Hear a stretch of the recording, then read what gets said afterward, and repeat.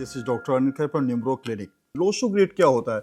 Lo Shu grid होता है ये 3x3 का एक ग्रिड होता है जिसमें 1 से लेकर 9 डिजिट तक होते हैं। ये चाइनीज न्यूमरोलॉजी है। इसके बारे में हम कभी विस्तार से चर्चा करेंगे किसी एक वीडियो में, लेकिन अभी शॉर्ट में आपको बता देते हैं कि लोशो ग्रिड जो है इसमें 1 2 3 4 5 6 7 8 9 वो होते हैं।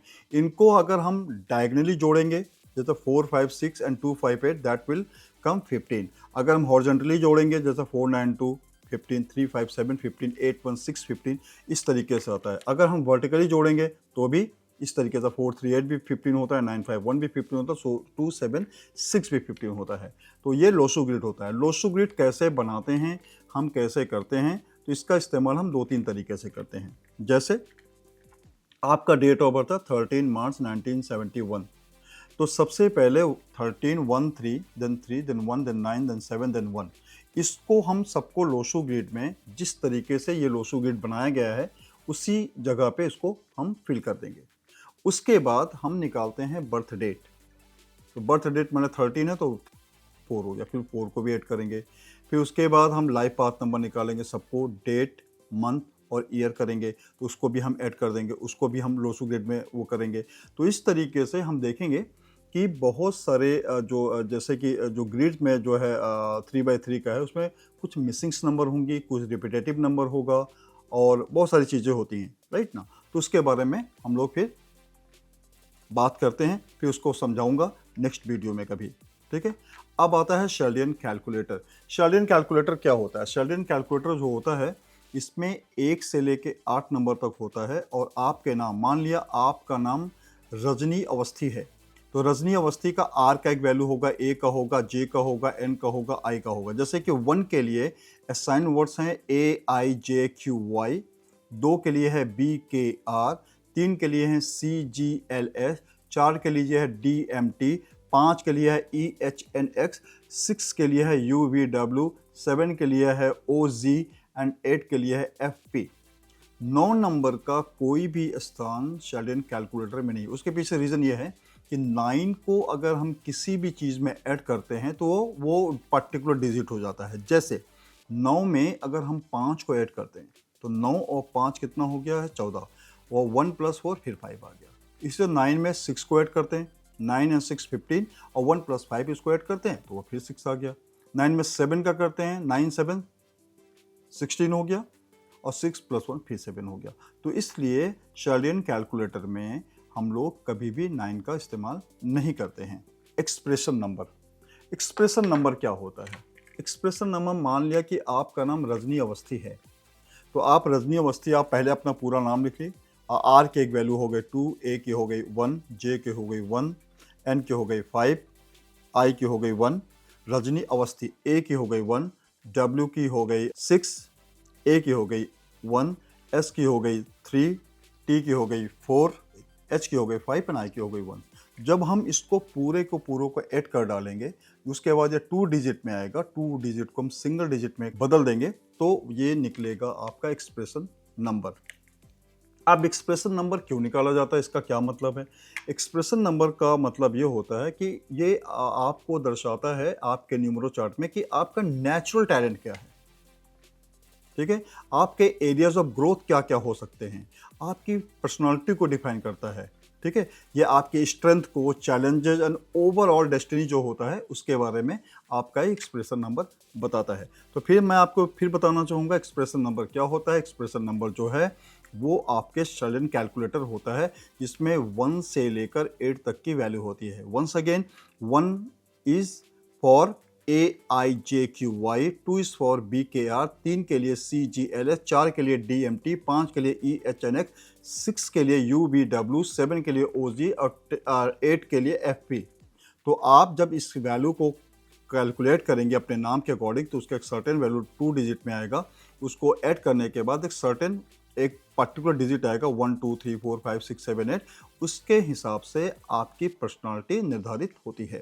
तो ये हो गया आपका एक्सप्रेशन नंबर, और उस नंबर को भी हम लोग न्यूमरो चार्ट में उसका इस्तेमाल करते हैं। वो कैसे करते हैं, कब करते हैं, क्यों करते हैं, हम इस बारे में बाद में चर्चा करेंगे। अब आता है सोल अर्ज नंबर। सोल अर्ज नंबर क्या होता है? आप 16 अर्ज नंबर, पहले मैं बता दूं कि होता क्या है। जैसे कोई व्यक्ति है, वो इंजीनियर है, लेकिन उसको इंजीनियर नहीं बनना है, उसकी दिली इच्छा है कि मैं एक फोटोग्राफर बनूं, ठीक है, या वीडियोग्राफर बनूं या कुछ भी चीज़ बनूं। तो उसके इनसाइड जो उसकी जो इच्छा होती है, उसको दर्शाता है ये 16 अर्ज नंबर। तो 16 अर्ज नंबर को हम कैसे फाउंड करते हैं, कैसे फाइंड करते हैं, सॉरी।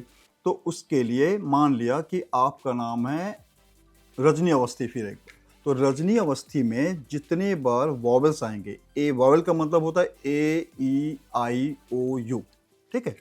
तो ए रजनी में RAJNI है, तो इसमें वॉवेल क्या क्या हो गया, A हो गया वॉवेल और I हो गया वॉवेल।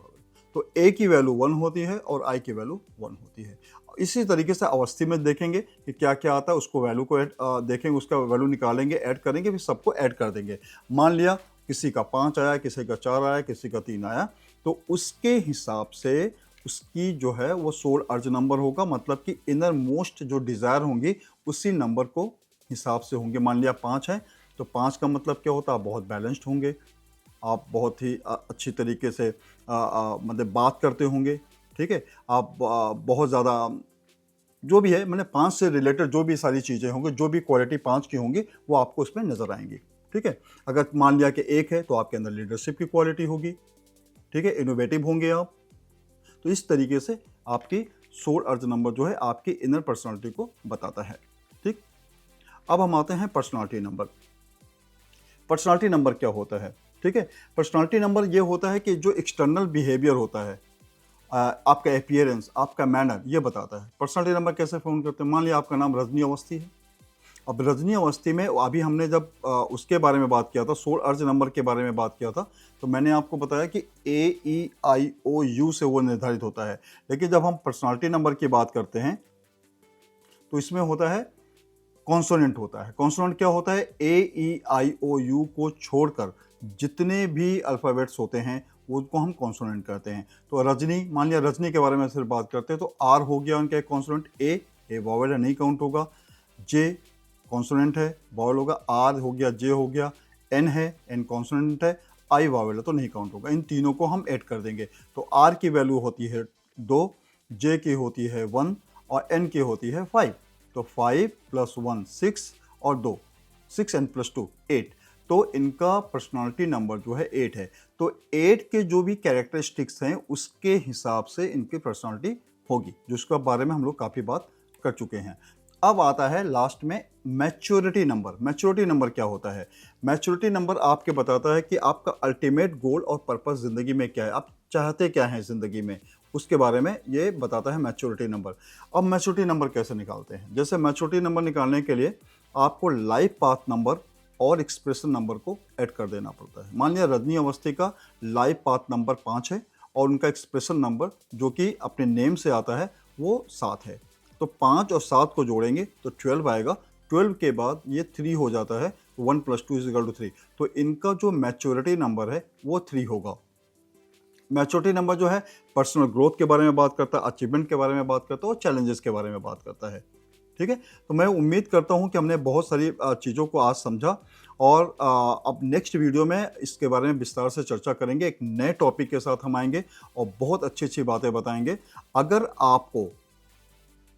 अगर आपको न्यूमरोलॉजी सीखना है, वास्तु सीखना है, तो हमारे दिए गए नंबर पे दुबई में हमारा ऑफिस है। दुबई में है, अबू धाबी में है, बहरीन में है, इंडिया में है और ओमान में है और लंदन में है, यहाँ पर है। आपको कहीं भी ऑफलाइन या ऑनलाइन सीखना है, आप ये दिए गए नंबर पे बात कीजिए, हमारे टीम से बात कीजिए और उसके अकॉर्डिंग सीख लीजिए। अगर आपको कंसल्टेंसी किसी का चाहिए, कोई आपको वास्तु का कोई भी काम करवाना है, आप हमारे ऑफिस में कॉन्टैक्ट कीजिए। हम आपकी सेवाएं, आपको बहुत अच्छी सेवाएं दी जाएंगी। आपने सुना, आपने इतना वक्त दिया, उसके लिए बहुत बहुत शुक्रिया आपका। Thank you very much.